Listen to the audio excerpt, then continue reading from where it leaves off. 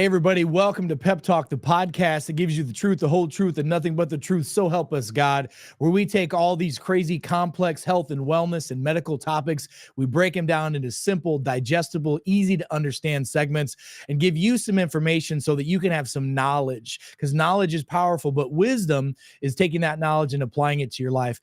I'm your host, Dr. Eric Naputi. Looking forward to take you on this Pep Talk journey today. Want to share something with you that I get questions about all the time. I think it's very important that we have this conversation.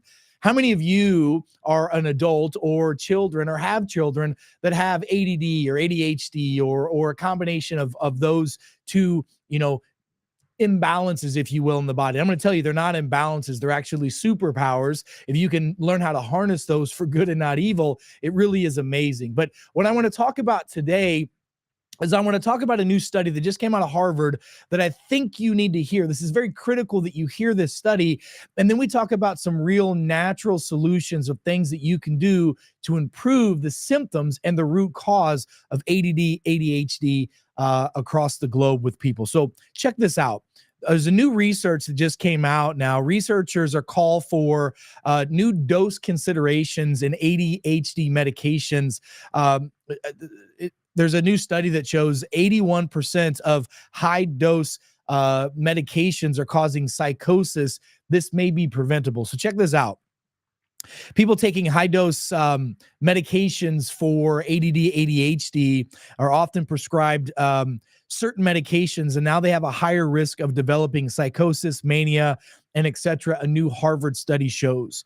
Harvard researchers at McLean Hospital, the largest psychiatric affiliate of Harvard Medical School, found that people taking high dosages of stimulants, amphetamine stimulants, which are the majority of ADD, ADHD medications, the active ingredient in all ADHD medications is the amphetamine, especially in Adderall and Concerta and etc., face a 5-time higher chance of experiencing psychotic or manic episodes. Now, I will tell you that decades ago, I reported on this very same topic because there is a massive correlation between individual children who are having manic depressive and psychosis outburst in school, having violent activities, violent actions, injuring, hurting, or unfortunately doing even worse to their classmates. All of them in the history of this have been on some type of ADD, ADHD, or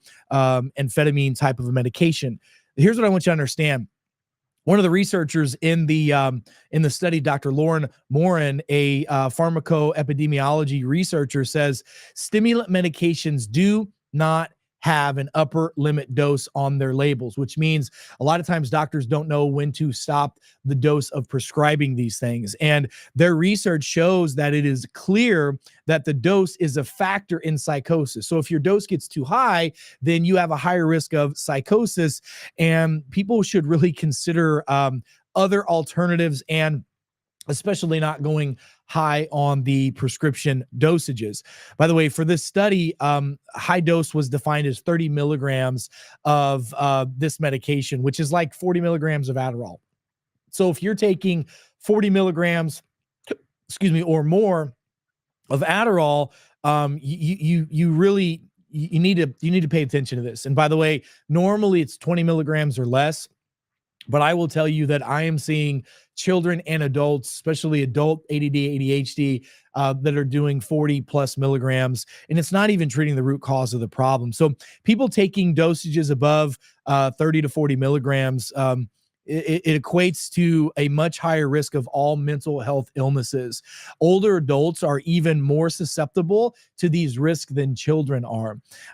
Dr. Alex Dimitriou, the founder of the Milo Park Psychiatric and Sleep Medicine Institute, by the way, who was involved heavily in this study, reported that his practice members and most patients require 40 milligrams of Adderall or above. These individuals are more likely to have other comorbidities such as OCD, depression, anxiety, and other problems associated with, the ADHD, ADD spectrum.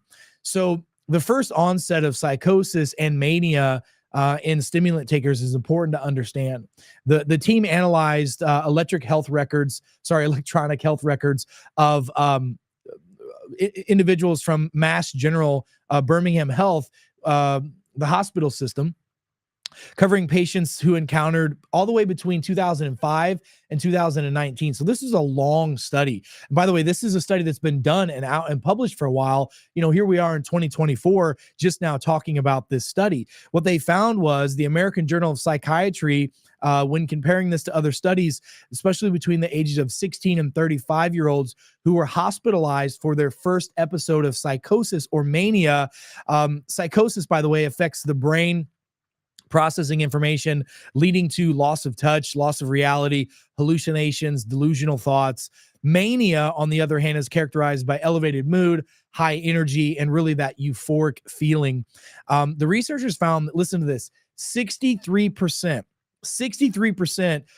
attributable risk for the use of Adderall medications, ADD medications, and etc. So 63% of the individuals that had psychosis or had any type of manic disorders, it was attributed to the medication that they were taking. 63% of those could have been avoided if they would have had the proper dosage, or if they would have had the root cause of their problems addressed and not just treating it with drugs and these medications. Additionally, I think this is important. 81% of the cases involved in with this had high doses could have been avoided if the doctors would have known proper prescription amounts. The researchers found that individuals who took high doses of these medications in the past, several months prior to the manic or to the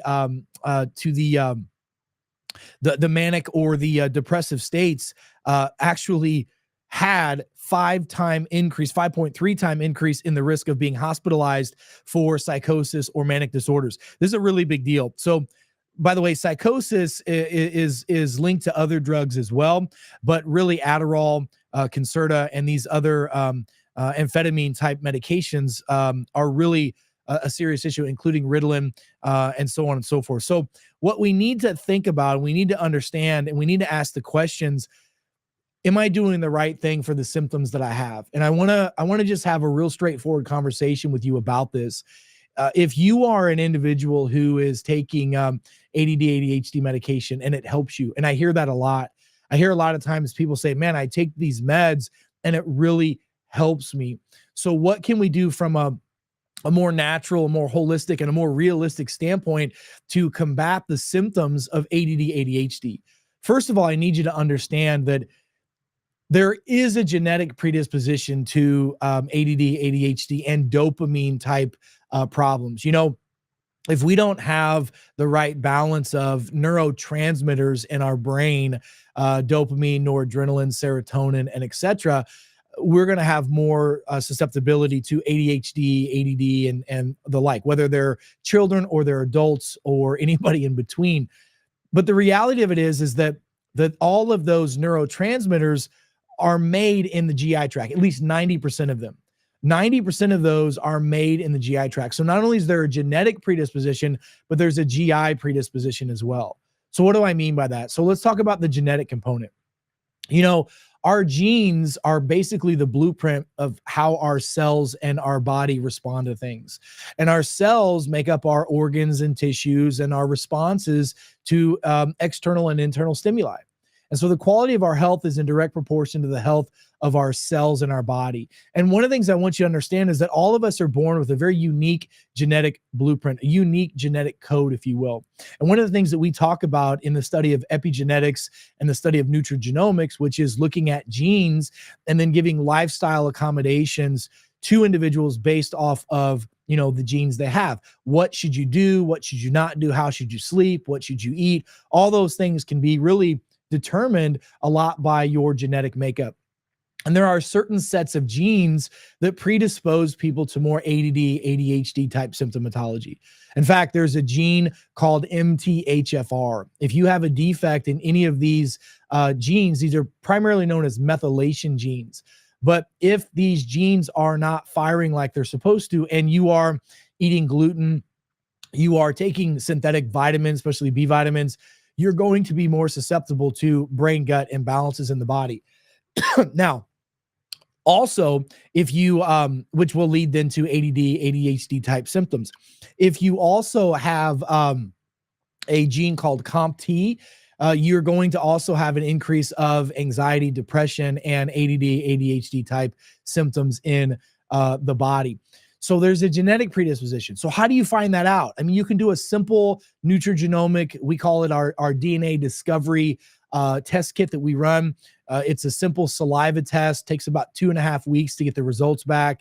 Once you get those results, you get an app that tells you about the mental health aspects of your health. Let me kind of give you an example. Let me pull up my my app, so when I look at this thing, you can have a better idea of what it can tell us. So when I look at this, it's really quite fascinating. If you look at the DNA results. So I'm going to pull up my health insights for mental health.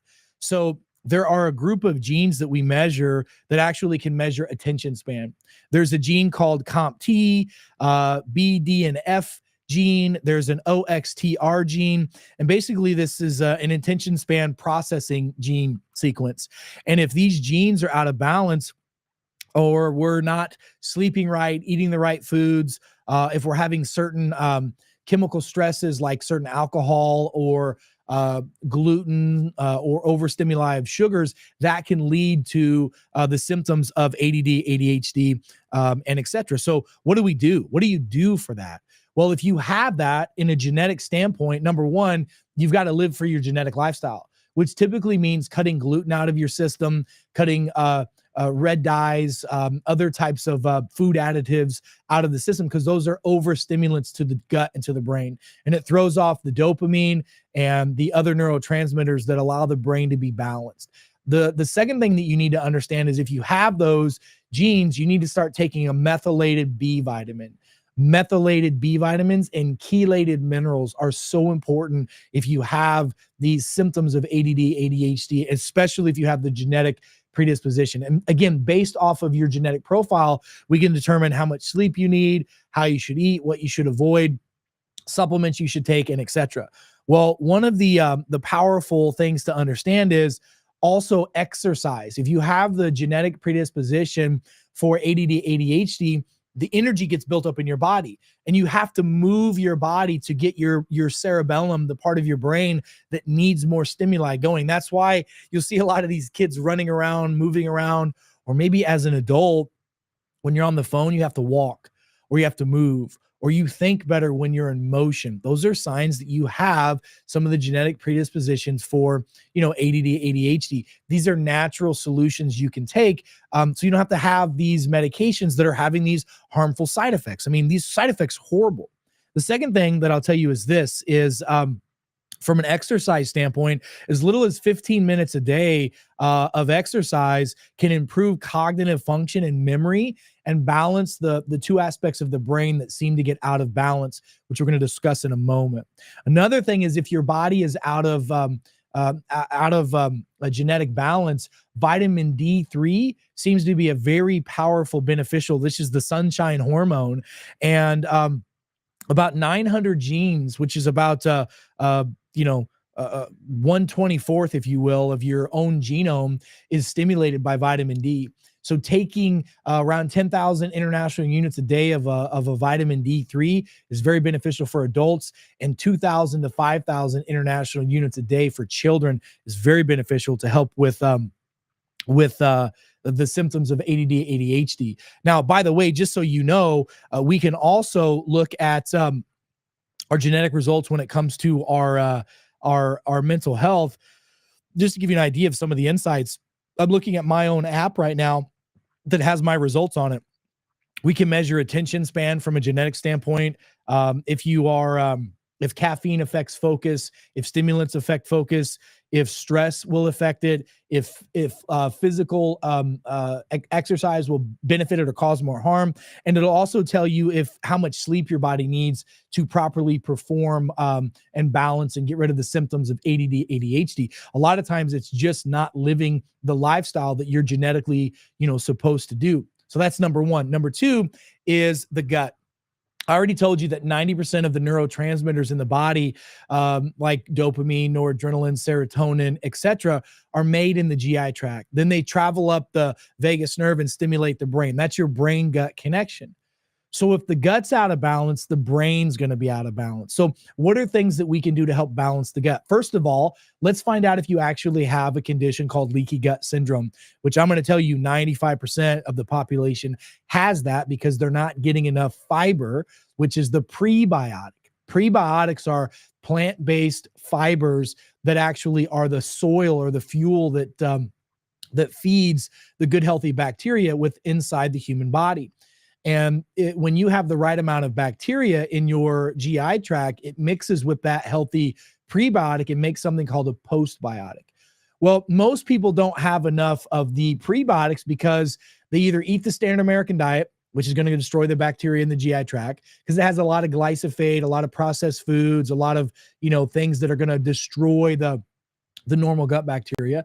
Number two, they have a lot of antibiotics in their system because they may not be taking antibiotics, which the average American takes 3 antibiotics per year. And one antibiotic can destroy the normal gut bacteria for up to 14 to 18 months. So 3 of them in a year, obviously there's hardly any coming back from that. And antibiotics are massively overprescribed, by the way, globally. But you also have antibiotics, unfortunately, in your water supply. So if you don't have a good filtration system, you're going to be drinking literally antibiotics from the waste system into your water. And a lot of antibiotics are in the meat that people eat, the chicken, the beef, the pork, etc. Farmers have realized that if they inject these animals while they're raising them, they're going to get these animals to get fatter. They're going to be they're going to have more to sell. Well, why does it make them fatter? Well, when you inject them with antibiotics, it destroys the bacteria that helps keep us healthy.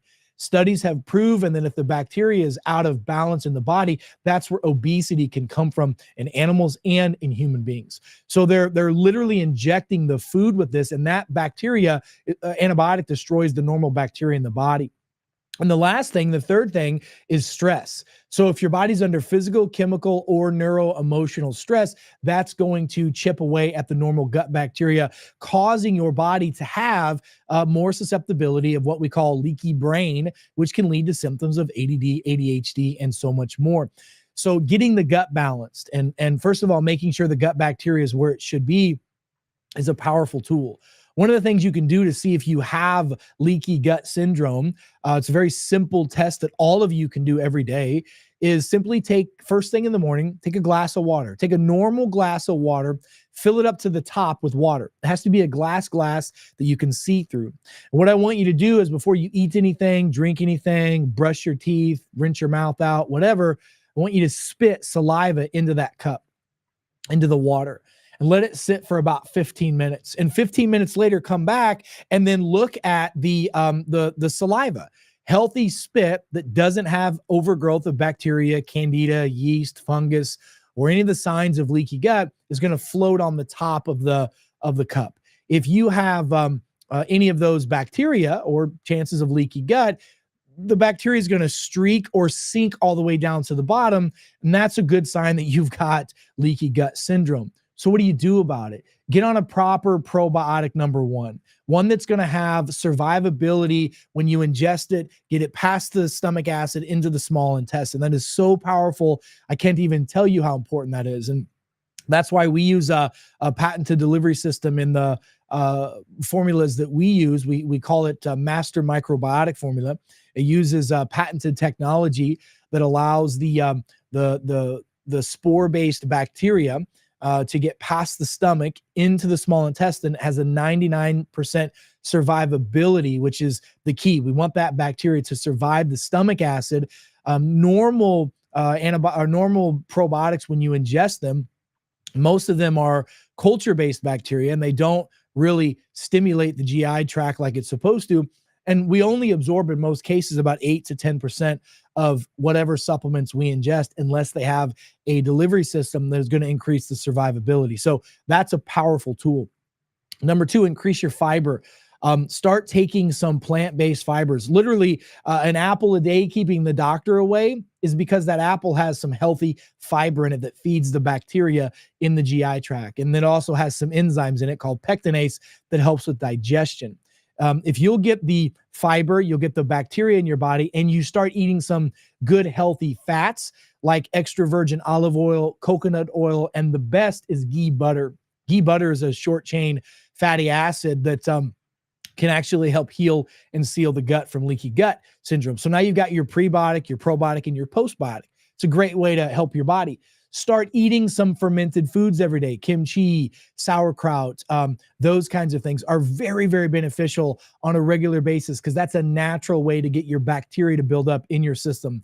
Taking vitamin D3, that feeds the bacteria in the gut, and taking liposomal vitamin C also can feed the gut bacteria. So those are some really good things that you can do to help improve the quality and function of your brain, your gut, and reduce the symptoms at the root cause of ADD, ADHD, to minimize the need to take any of these medications that this recent Harvard study says is no bueno anyway. And doesn't it just make sense to go after the root cause of a problem and not just treating the symptoms anyway? I mean, that's probably one of the most commonsensical things that we could talk about. Now, last but not least, I want you to understand that the brain has really two main components that I want to talk about. Do you remember when we were kids, teeter-totters, seesaws, whatever they're politically correctly called these days? But you know what happens is one side goes up, the other side goes down, and vice versa. Well, the brain has two components to it. It has the sympathetic, which is known as your gas pedal. That's your fight or flight response. That's the part of your brain that responds to, stress, anxiety. That's the go, go, go. That's the run from the bear, the fight or flight response that we're so used to being under 90 to some of us 100% of the time. And the opposite of the brain is called the parasympathetic. That's the brake pedal. That's the part of the brain that allows you to rest, relax, grow, develop, heal, and etc. Well, when you're sympathetically overloaded and your gas pedal stuck on go, your digestion gets screwed up, your metabolism gets screwed up. You get problems with resting and digesting and sleep, and all kinds of symptoms can happen. But what else happens whenever your sympathetic is high? Cortisol levels go up from your adrenal glands. Cortisol can turn your brain and your GI tract into Swiss cheese, causing you to have more symptoms of ADD, ADHD, focus, concentration issues, etc. So how do we help fix that? There are multiple things that cause the parasympathetic nervous system not to work and the sympathetics to be stuck on go. Did you know that you could have emotional stresses that could cause that?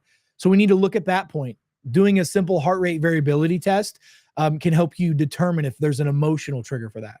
There could be chemical imbalances. You could have nutritional deficiencies or toxicities or leaky gut syndrome. So some of the solutions I gave you right now could be a huge component to it.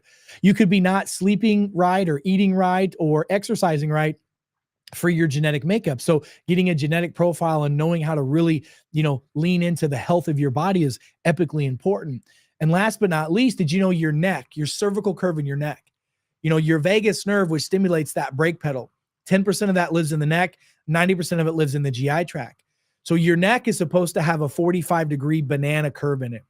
If you lose that curve and that neck flattens out and goes straight, then that's going to put pressure on that vagus nerve. That very well could be one of the reasons why your gas pedal's stuck on go and your brakes aren't working. And by the way, why would people have more issues than ever? It's because all day long we have our head downs on our phone. And I will tell you that structural issue leads to functional problems. And if you look at most kids and most adults that have ADD and ADHD, their head's kind of forward from a postural standpoint. Their neck's supposed to be curved back like it's supposed to. So using techniques to restore the curve in the spine, going to see a chiropractor or an osteopath that knows how to restore normal motion, or a physiologist or a kinesiologist or even a physical therapist that knows how to help with that may be a very beneficial tool for you to help get to the root cause of those issues. So I wanted to bring this up. High dose ADD, ADHD drugs are linked now to higher risk of psychosis and mania, Harvard study shows. So I just gave you a problem and we gave you a solution. And that's what we're all about here at Pep Talk. So folks, I would encourage you to go back, listen to this podcast again, go to our website. That's peptalk.world. That's peptalk.world. Like, subscribe, and share that with your friends, family members, and loved ones. And make sure that you guys are paying attention to what's going on. The truth will set you free, but you got to learn the truth. And remember, knowledge is powerful, but wisdom is taking that knowledge and applying it to your life. So folks, until we meet again, I'm Dr. Eric Naputi. God bless you. God bless America, and God bless the world. Stay smart out there, and I'll see you soon. Be well.